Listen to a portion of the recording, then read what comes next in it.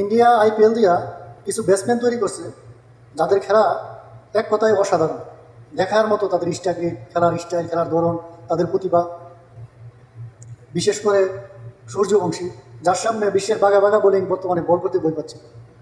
বুমরা, খিজুলুর, সিরাজ, কেউই তার কাছে বল নিয়ে যেতে পারছে না।